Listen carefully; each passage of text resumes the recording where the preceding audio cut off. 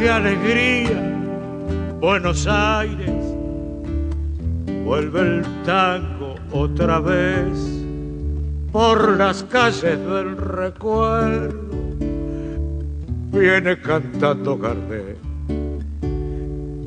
Y los pibes de mi esquina ya se aprestan a bailar esta danza tan genuina que es industria nacional.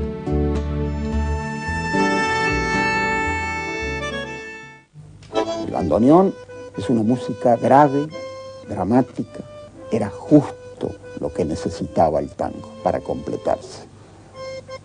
Lo trajo un marinero, seguramente desde Hamburgo, y ancló en la boca. Y así, con ese instrumento profundo, casi religioso, el tango llegó a ser, para emplear una frase de Santo Tomás, lo que tenía que ser.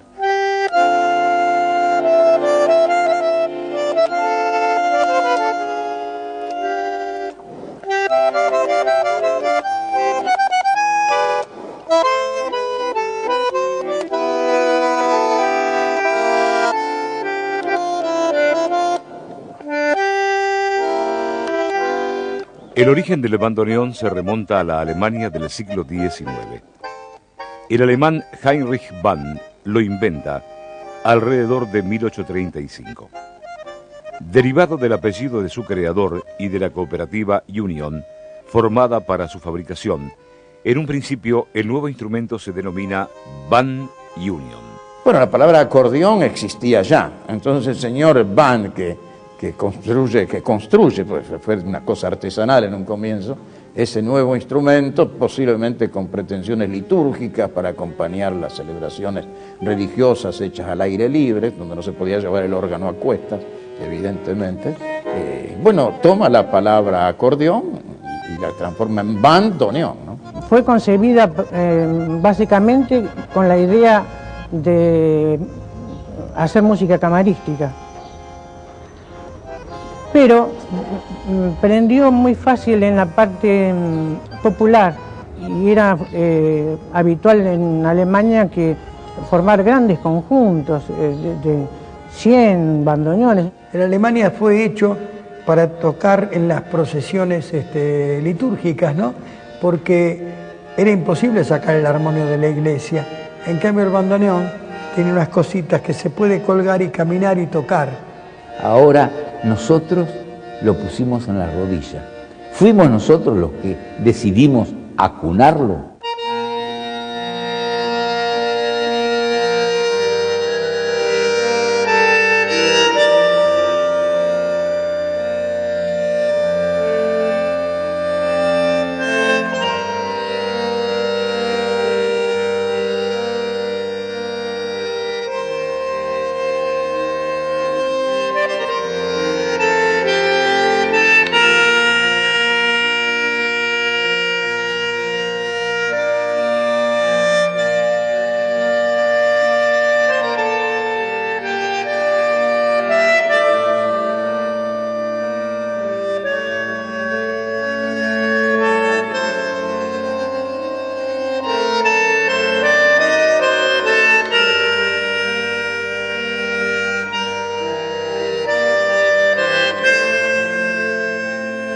Pero viene acá y empiezan a tocar el tango y le da un sonido tan distinto que se afinca en nosotros y realmente sería muy difícil pensar en tango y no pensar en el bandoneón.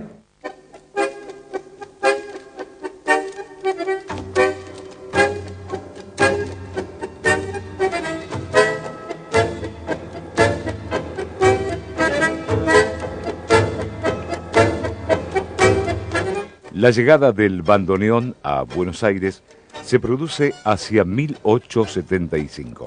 Para Antonio Chiappe, que es uno de los fuelleros más antiguos, llegó aproximadamente en el año 1874.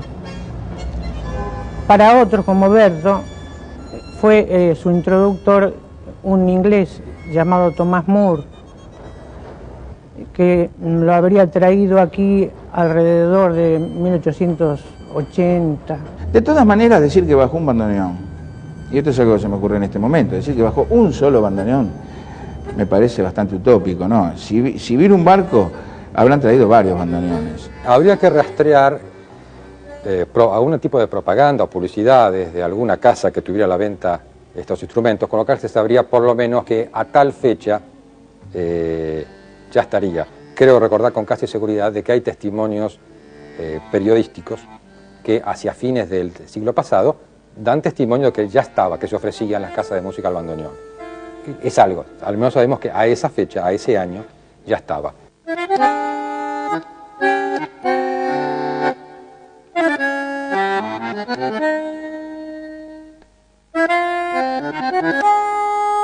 Alrededor de 1880 aparecen en Buenos Aires los primeros bandoneonistas. Hay dos nombres fundamentales que yo creo que son los dos pilares fundadores. Uno es Antonio Chiappe, que fue un hombre de formación musical bastante sólida, y después el otro, el pardo Sebastián Ramos Mejía, que era mayoral de tranvía y que tocaba solo en el café Atenas. Ellos, como no le daban cabida todavía a los conjuntos típicos, entonces optan por tocar solos.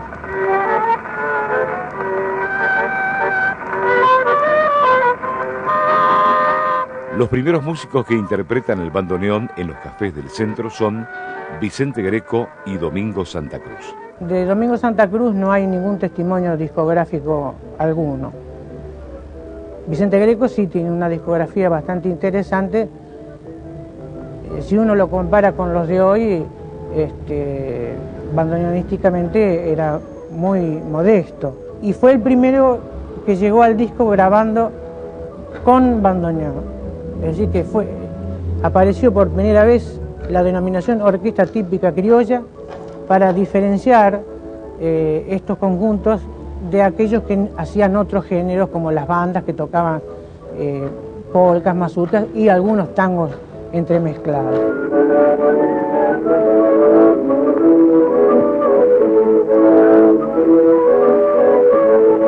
Hacia 1910, el bandoneón se mete decididamente en el tango a través de las orquestas típicas criollas, a pesar de la resistencia de músicos como Ángel Villoldo. El tango que hacía él, que hacía Prudencio Aragón, el famoso Johnny, era un tango saltarín, digamos, tocado, picado, pero picado muy staccato. El bandoneón, ya sabemos, es taciturno, el compadrito, todas esas cosas no estaban en los conjuntos de época. El bandoneón es el que colorea, el bandoneón es el que conforma el género. Esa cualidad de ese tango inicial no la podían tener los bandoneonistas porque recién se iniciaban, eran bisoños, entraban a la orquesta con unos pocos meses, aparte no había métodos de estudio, eran orejeros, aprendían por las posturas de las manos. Entonces, ¿qué pasó? Lo hicieron más lento, le quitan ritmo y empieza la ejecución ligada. Y cuando se mete el bandoneón, ahí empieza la historia musical de Buenos Aires, propiamente dicho. O sea, es antes del bandoneón el tango y después del bandoneón.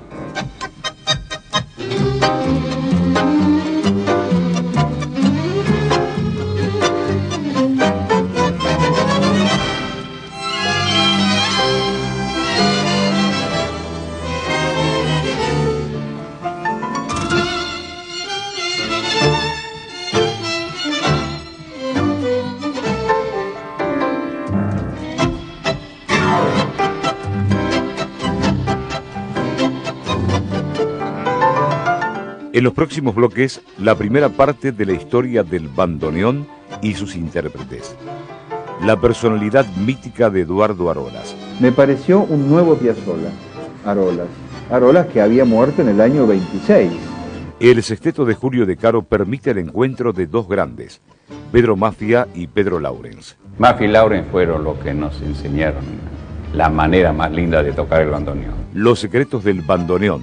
Estos son los dos teclados que va en el bandoneón. Esta es la mano derecha, esto es el bajo. Su fabricación en Argentina. Los bandoneones nuestros se van afuera. Japón, se puede ir a Europa.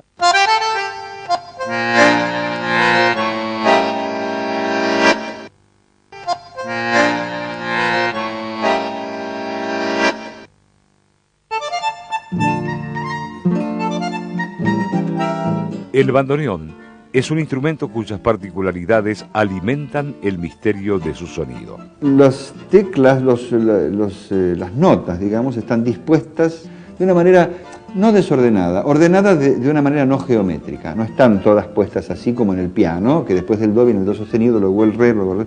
Entonces es como una escalera, ¿no? O como en cualquier instrumento, en una guitarra o en cualquier instrumento. Acá pareciera que para ir encontrando una escala, que se supone que son sonidos que van uno después del otro, los dedos hacen movimientos rarísimos. Sobre esta nota, sobre este sector del teclado, suelen estar las notas más graves. Ahora, por acá arriba están las notas más agudas. Y sobre este está el sonido medio. Este es el teclado, la mano derecha, donde se hace el canto, más bien. Y este está el acompañamiento para armonizar. Los primeros instrumentos, los primigenios, digamos, tenían muy pocas teclas. Pareciera ser, y esta es también una suposición, que los constructores que siguieron perfeccionando y agrandando, completando el instrumento, fueron agregando teclas. ¿Y dónde? Se las fueron agregando en derredor. Porque como siempre hemos aprovechado música de piano, el piano tiene otra extensión, mucho más de sonidos que el bandoneón. Entonces, para no andar bajando y subiendo sonidos, se agregan teclas, y esas teclas llevan sonidos. Por ejemplo, esta tecla la agregué yo. Es un la natural que cerrando no está. Y un la sostenido abriendo, que tampoco está.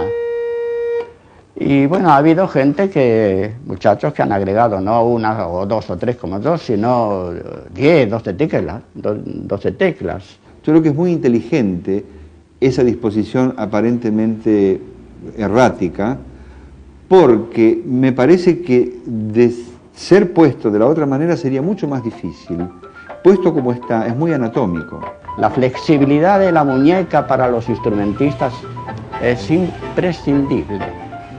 Esto. Porque el teclado no va a venir a la mano tiene que ir al teclado.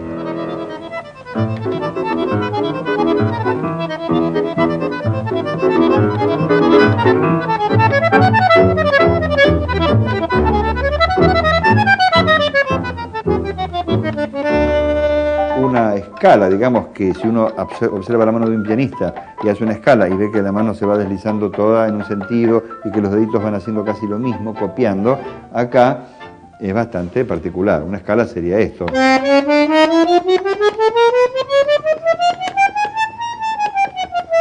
Fíjense, dos sonidos próximos y están casi en los extremos del teclado, ¿no? El bandoneón tiene la facilidad de recorrer el pentagrama tanto en la mano derecha como en la mano izquierda de una forma que no se puede hacer en el piano.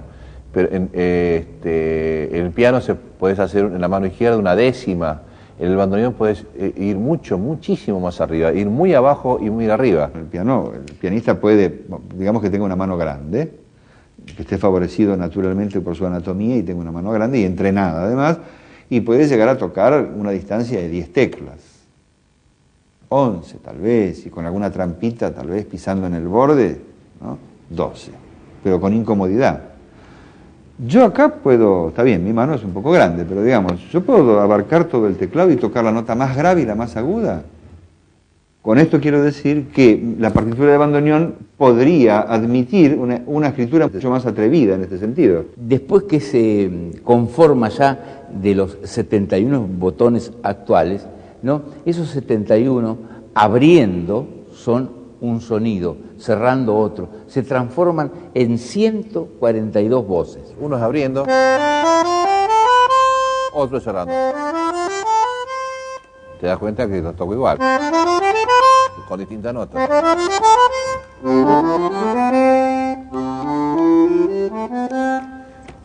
Cuando estudias el bandoneón estudias 4 teclados, uno abriendo, uno cerrando, uno abriendo, uno cerrando.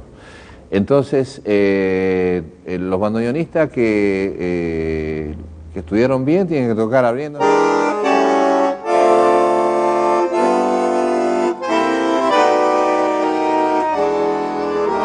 No es la misma nota, no es como el acordeón. Vos tenés una nota que de pronto abriendo es un La, cerrando es un Fa sostenido, otra y así todo, la mano izquierda, la mano derecha, o sea que son 4 teclados. Astor mismo decía que para afuera era una presión. Es más expresivo. No puede hacer lo mismo, es esto que estoy haciendo.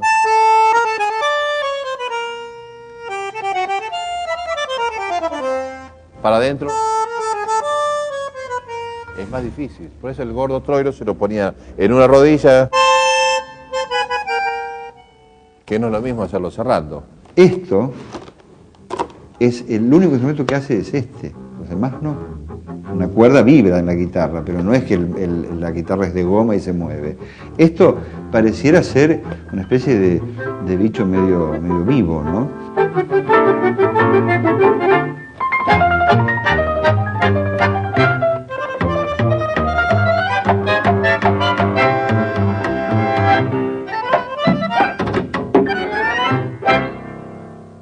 En el próximo bloque, la tarea artesanal del afinador de bandoneones. Este está bastante más o menos.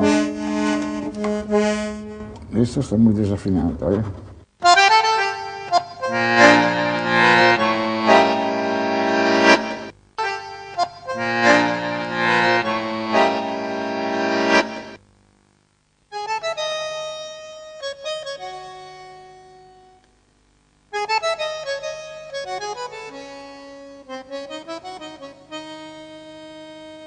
...1911...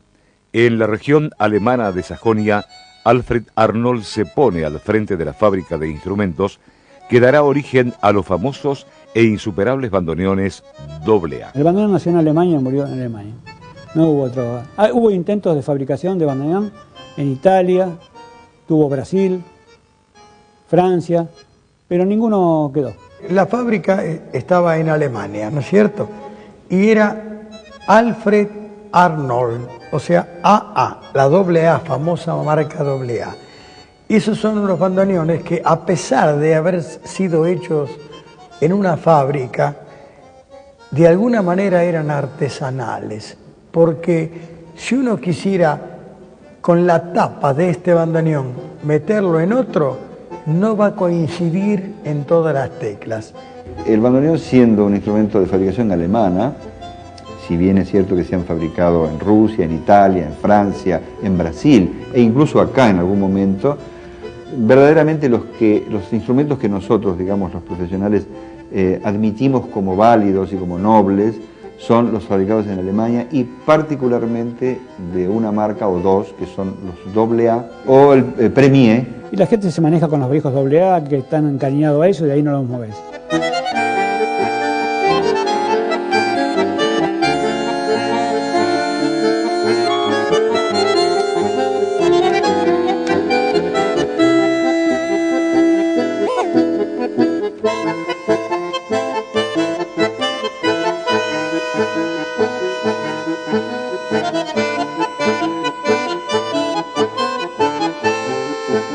Los bandoneones vinieron antes de la guerra.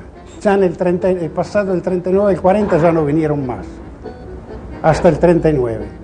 Probablemente porque la Segunda Guerra destruyó parte de la fábrica, algo pasó, dejaron de fabricarse, es cierto, la fábrica quedó destruida. Y entonces nosotros nos proveemos de los instrumentos que hay en el mercado usados y tenemos que recurrir obviamente a luthier, a especialistas, que ya no son muchos, pero que hay, algunos muy veteranos y otros en formación, que hacen maravillas en muchos casos y logran restaurar muy bien. Esto es el fuelle, y lo que en realidad da el aire para que suene.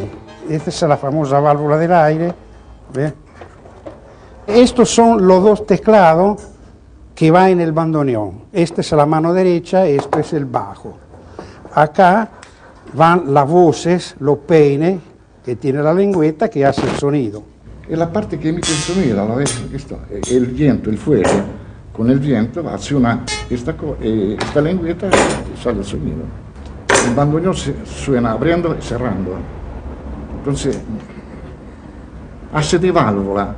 Por ejemplo, cerrando suena esta lengüeta. Entonces el cuero de acá le hace de válvula. Abriendo suena esta de abajo y otro cuero acá que le hace de válvula, si no, no tendría salida sonido, tendría una pérdida, ¿no? Se afina al probador y una vez terminado el probador, se arma en el bandoneón. Acá abajo tengo un fuelle, a ver, lo acciono, hace la función del fuelle de un bandoneón. Acá recibe aire y esta suena. Acá tengo una madre que tengo que yo afinarlo de acuerdo a esta madre que tengo acá. Eso es lo que me guía, antes que ser la madre. Entonces voy afinando de acuerdo.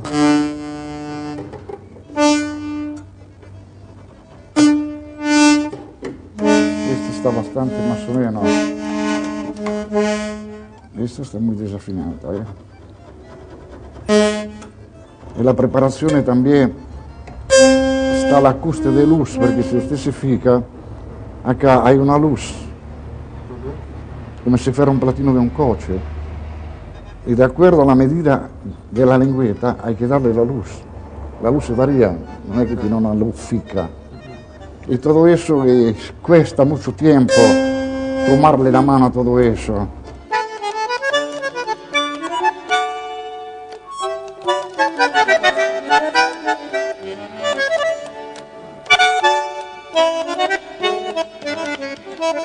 Yo tenía 60 años y todavía tenía algún problemita, porque claro, estaba percibiendo cosas que antes no percibía.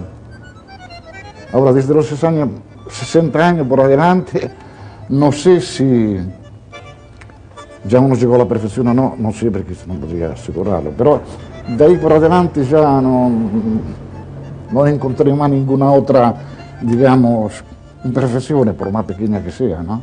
Bueno, nosotros lo aprendimos así, de vernos unos a los otros. Mi abuelo lo hacía, mi padre lo vio de mi abuelo, y yo lo vi de mi abuelo y de mi padre, y así lo fuimos aprendiendo. No es que prácticamente te enseño a hacer tal cosa. Si te gusta, ya con estar acá adentro lo vas aprendiendo, lo vas mamando. La Casa Mariani, que en los años 20 y 30 repara y comercializa los AA en Buenos Aires, desarrolla a partir de 1942 la única experiencia argentina de fabricación de bandoneones. Yo voy preparando el material.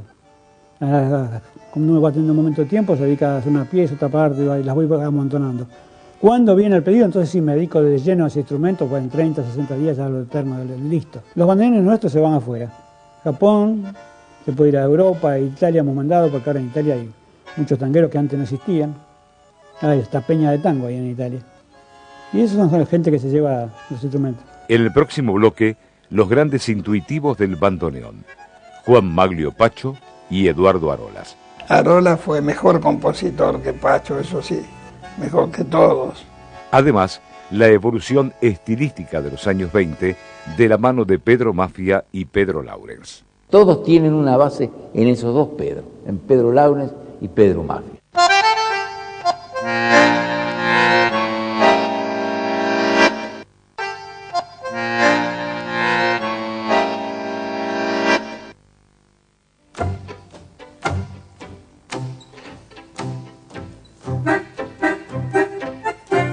Durante la década del 10, los músicos porteños aprenden a ejecutar el bandoneón de manera intuitiva.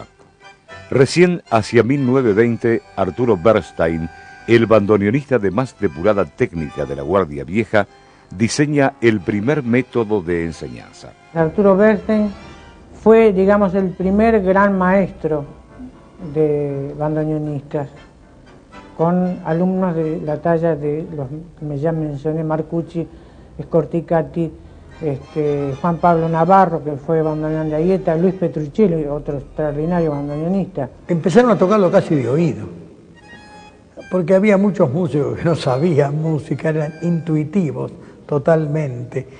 Pero el asunto es que llegó a afincarse de tal manera que no se podía prescindir de él. 1913. Con un sonido suave y de alto contenido emocional, se destaca la popular figura de Juan Maglio Pacho. Era extraordinario en aquella época, cuando recién se iniciaban los bandoneones. Es en el Café La Paloma, fue donde más tocó. Después tocó todos los cafés que había.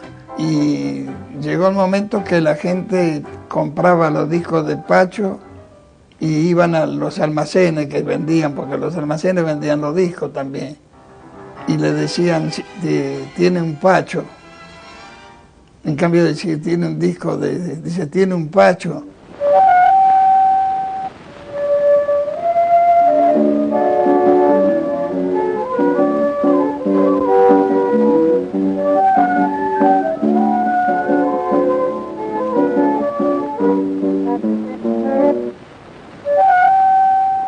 De allí nace, digamos, el tocar suave, el tocar ligado, bien ligado los sonidos. Y después Arolas rompe con ese esquema. En vez de tocar suave, era temperamental, era una fuerza desatada.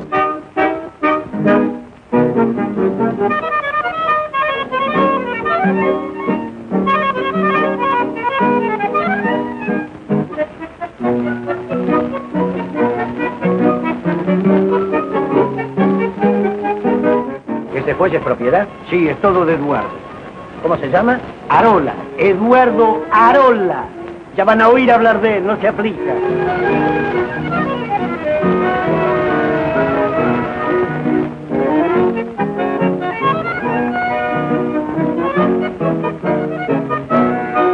Arola fue mejor compositor que Pacho, eso sí, mejor que todos. Una maravilla, pero Pacho como bandoneonista se destacó más. De todos modos, Arolas, con su forma también de tocar el bandoneón y la inspiración de sus temas melancólicos, sin poder salirse del molde, de todos modos es el que más patético suena, si vale el término. O sea, dentro de, insisto, los cánones habituales o del momento, suena distinto, es decir, va plasmando, va insinuando lo que va a ser su futura obra compositiva e interpretativa. Yo creo que Arolas, junto con Bardi, me parece que son los creadores de la sonata en el tango. Yo creo que ellos tenían un talento tal que hicieron del género algo que es como un ancla, que es como algo que está agarrado a lo más profundo. Me pareció un nuevo Piazzolla, Arolas que había muerto en el año 26.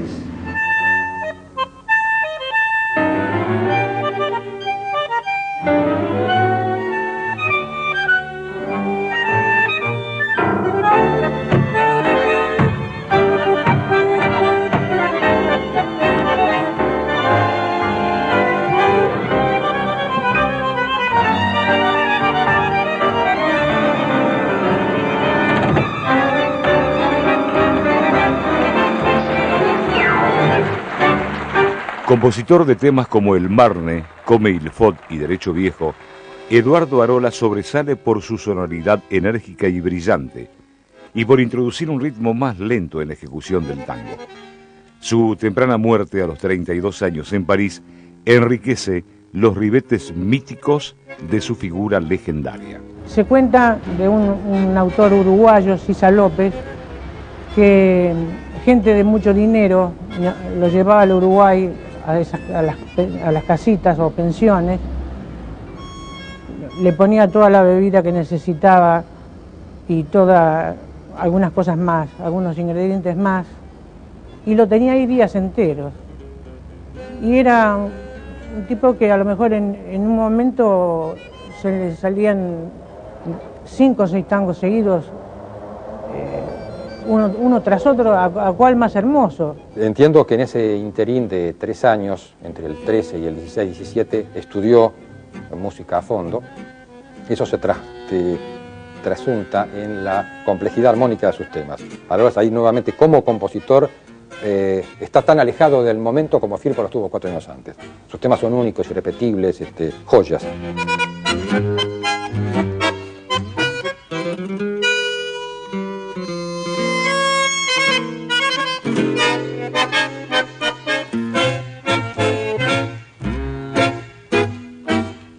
la cachila ya es otro de los pilares básicos que le define.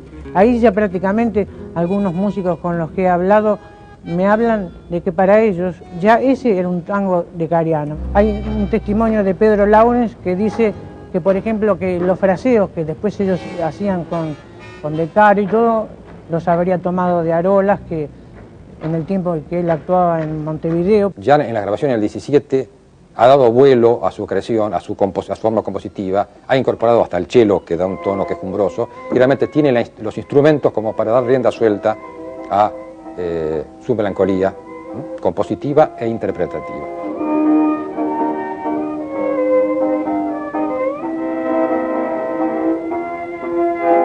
Durante los años 20, el tango y el bandoneón introducen propuestas renovadoras de la mano de músicos evolucionados como Osvaldo Fresedo.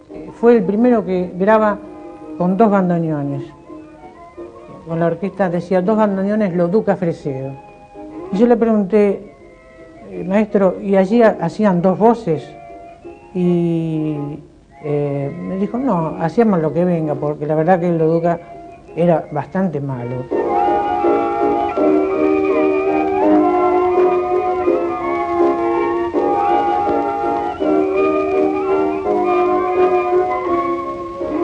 Contaba que por antaño había 2 cafés por Flores. En uno estaba el pibe de Flores, que era Mafia, y en otro el pibe era Paternal, que era él. Estaban enfrente y se cruzaban. Mire qué estilos tan distintos de composición, por ejemplo. Mafia más arrabalero, lleno de notas, de variaciones, pero un gran melodista también. Y en el otro Fresedo, el refinamiento, la otra manera de tocar el bandoneón.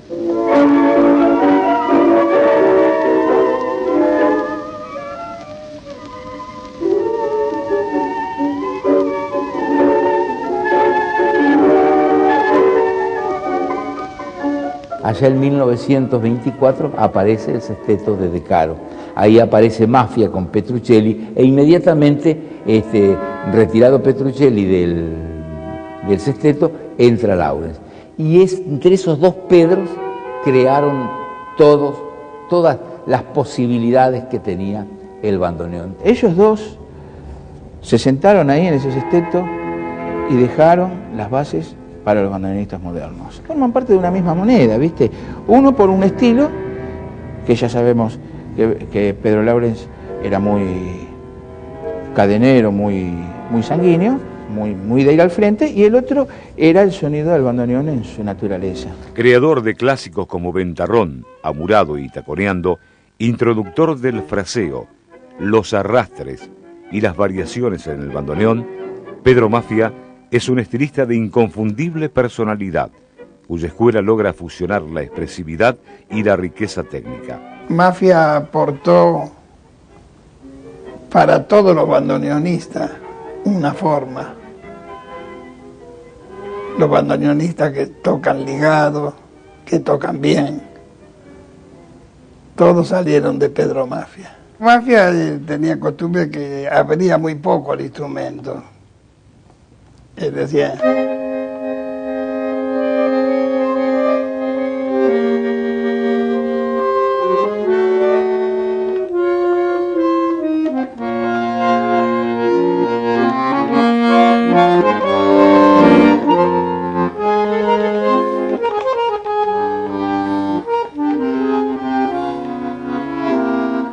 habría poco, digamos, lo necesario, no exageradamente. La figura de Pedro Mafia es, su manera de tocar es afiligranada, suave, casi romántica, una pulcritud interpretativa. Incluso tenía hasta una manera especial de abrir y cerrar el fuelle. Él no era espectacular, él trabajaba con muy poca medida de apertura y cierre, ¿no? Tenía hasta esa manera, hasta esa actitud estética frente al instrumento. Mientras que Laurens era agresividad, un hombre de punta, que conocía, aparte de un gran compositor, también un gran ejecutante en todo sentido.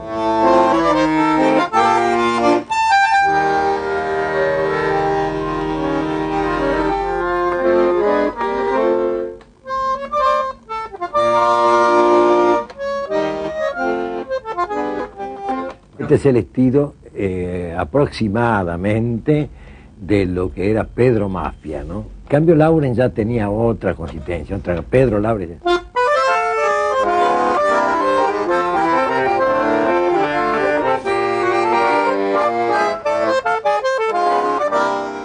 Bueno, esa manera expresiva. Agresivo musical y porteño, Laurens, porque no es solamente agresivo, ¿no? Tenía su musicalidad, los tangos que tiene Laurens.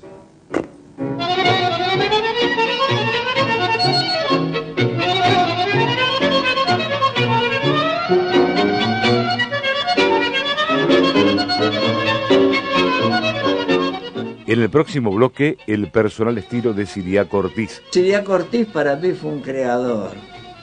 Creó una forma de decir. Además, Aníbal Troilo, el bandoneón mayor de Buenos Aires. No solamente se debe tocar bien, sino también se debe no tocar bien.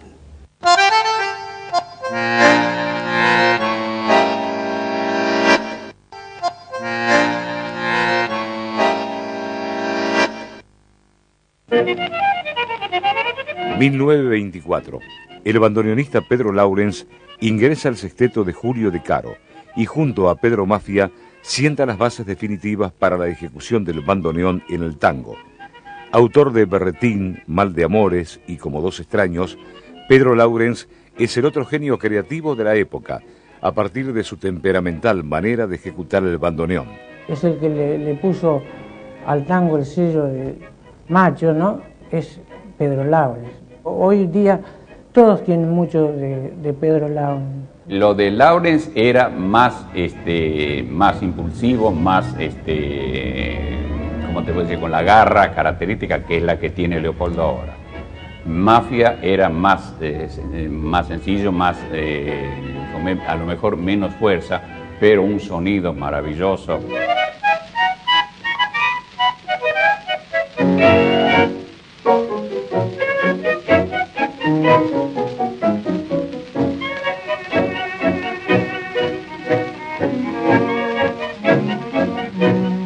Mafia y Laurens fueron los que nos enseñaron la manera más linda de tocar el bandoneón. Si querés pensar en Pedro Mafia, podés pensar después en Aníbal Troilo. Si querés pensar en Pedro Laurens, podés pensar en Osvaldo Ruggero o podés pensar en Leopoldo Federico. Pero hay una tercera que no tiene nada que ver con esa. Yo creo, que es la línea de Minotto, esa línea de técnica fuerte, ¿no? De Minotto, de Marcucci, ¿cómo se llama? Corticati, Eso para mí es otra línea.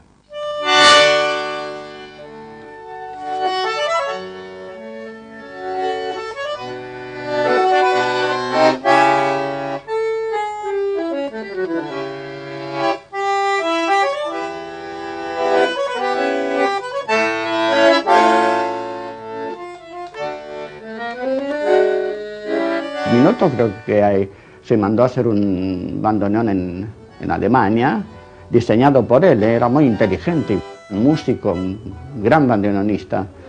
También tenía unas manos, eran manoplas. Creo que tenía como 15 o 20 teclas más, que son 15, son 30 o 40 sonidos más. La vertiente de Minotto prácticamente y la de Corticati y la de Marcucci culmina, digamos, en los años 40 y pico con Roberto De Filippo, que es el máximo exponente del virtuosismo en el tango. Por estos años se destaca también la ejecución repentista y colorida de Siriaco Ortiz. Siriaco Ortiz es un músico cordobés, un bandoneonista cordobés, más intuitivo que hombre de partitura. Siriaco Ortiz para mí fue un creador. Creó una forma de decir. Y aparte como persona era una maravilla. Trabajar con él era divertirse. Él siempre fue hombre de trío, bandoneón y guitarra. Dejó innumerables grabaciones donde prácticamente eligió muchos tangos con letras, ¿no? Y prácticamente los canta con el bandoneón.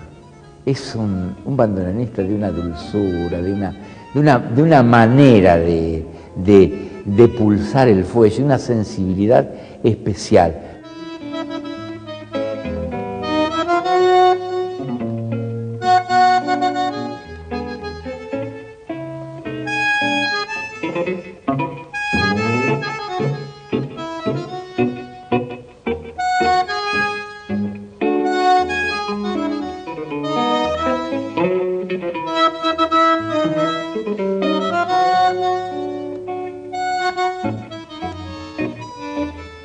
Ciriaco Ortiz tenía un estilo arrabalero, milonguero, rabalero, por haber llegado a la ciudad, pero le quedaba un dejo del interior. Que eso no lo escucho, creo que nunca escuché esa expresión. Por ejemplo, un vals es mucho más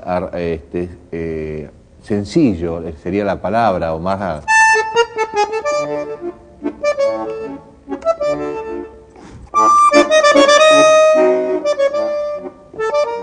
Eso.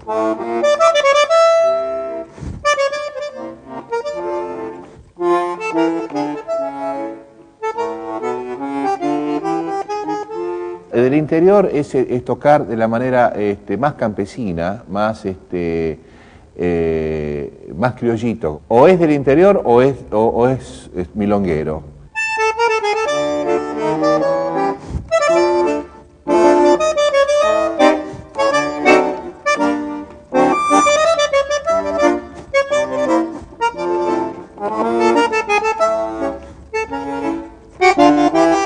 El arte de Ciriaco era haber elegido no solamente la sencillez, sino hablar, es como si alguien te estuviera diciendo la verdad, como si todo el tiempo te estuviera diciendo la verdad.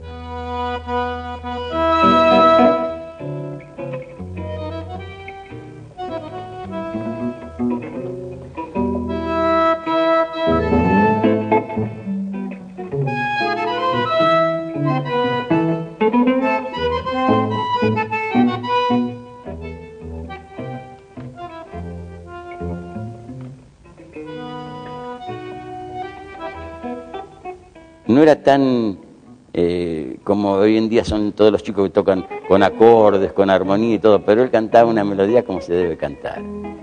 Troilo habló muy bien de Ciriaco también, y aparte que él dice que cuando era más joven procuraba aprender bastante de la forma que fraseaba Ciriaco. No sé si tuvo discípulos así en el sentido de la palabra, pero Troilo fue un gran conocedor de la obra de Ciriaco y tocaron mucho tiempo juntos, ¿no? La orquesta de Troilo además se formó un poco a instancias de una orquesta que tenía Ciriaco. Ciriaco Ortiz tenía una forma, y fue la iniciación de una forma de fraseo, que Troilo la purifica, la agranda, la magnifica, trasciende mucho más en la mano de Troilo, ¿no? Por eso siempre se ha dicho que Troilo tenía un poco de Lawrence, un poco de Mafia y un poco de Ciriaquito, ¿no? Ahí está condensado un poco el estilo de Pichuco, ¿no?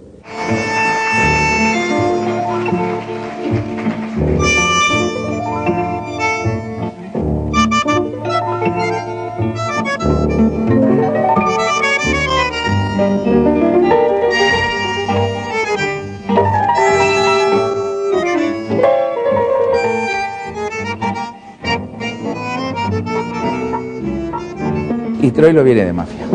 Troilo viene de Mafia.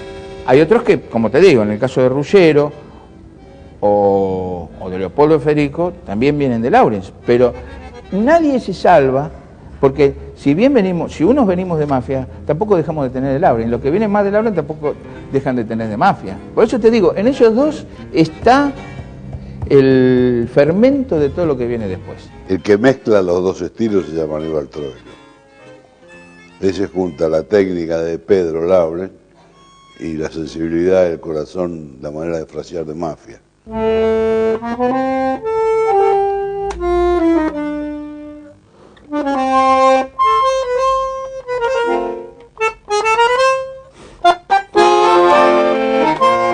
Vale, esto es una forma expresiva, le quiero decir que están juntadas las dos cosas y es muy difícil hacerlo en una improvisación así, ¿no es cierto? No solamente se debe tocar bien, sino también se debe no tocar bien. Hacer una pausa a tiempo, hacer una respiración en el canto o una respiración con el bandoneón y tocar la frase chiquitita y después apretarla y meterla. es como respetar una línea, como respetar una... Tiene que tener una ética. Todo lo que sea canto popular o música popular, tiene que haber una ética. No se puede tocar todo fuerte o todo despacio. No. Es todo un movimiento. La de Troilo no era una orquesta netamente bailable y rítmica para los bailarines. Era una orquesta que además decía otras cosas. Por eso Troilo no tiene manchas en su discografía. No vas a encontrar en pos a un éxito un tema de muy bajo nivel, nunca lo vas a encontrar en el repertorio de Troilo.